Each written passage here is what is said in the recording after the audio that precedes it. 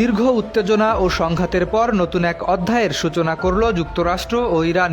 বহুল আলোচিত দ্বিপাক্ষিক সমঝোতা স্মারক বা MOUতে আনুষ্ঠানিকভাবে স্বাক্ষর করেছেন মার্কিন প্রেসিডেন্ট ডোনাল্ড ট্রাম্প ও ইরানের প্রেসিডেন্ট মাসুদ পেজেশকিয়ান। দুই দেশের সম্পর্ক ও মধ্যপ্রাচ্যের পরিস্থিতির জন্য এই চুক্তিকে গুরুত্বপূর্ণ মাইলফলক হিসেবে দেখা হচ্ছে।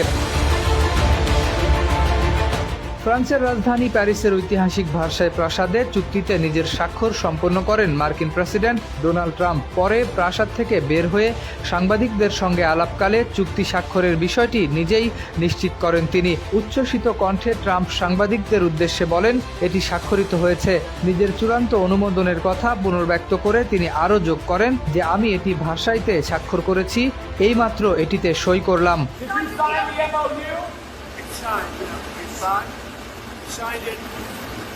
অন্যদিকে ইরানের রাষ্ট্রীয় সংবাদ সংস্থা ইরনা প্রেসিডেন্ট মাসুদ পেজেশকিয়ানের চুক্তি স্বাক্ষরের বিশেষ ছবি ও বিস্তারিত প্রতিবেদন প্রকাশ করেছে। প্রকাশিত ছবিতে ইরানের প্রেসিডেন্টকে চুক্তির নথিতে স্বাক্ষর করতে এবং পরে নিজের ও মার্কিন প্রেসিডেন্ট ডোনাল্ড ট্রাম্পের স্বাক্ষর সংবলিত চুক্তির মূল পাতাগুলো উঁচিয়ে প্রদর্শন করতে দেখা গেছে।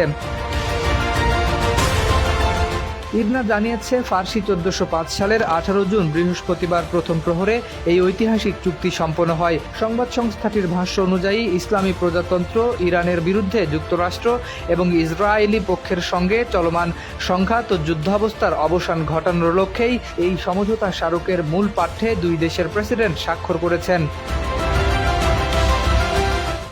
বিশ্লেষকদের মতে এই চুক্তি শুধু ওয়াশিংটন ও তেহরানের সম্পর্কেই নতুন সম্ভাবনার দ্বার খুলবে না, বরং দীর্ঘদিনের অস্থিরতায় থাকা মধ্যপ্রাচ্য অঞ্চলেও শান্তি প্রতিষ্ঠার পথে গুরুত্বপূর্ণ ভূমিকা রাখতে পারে।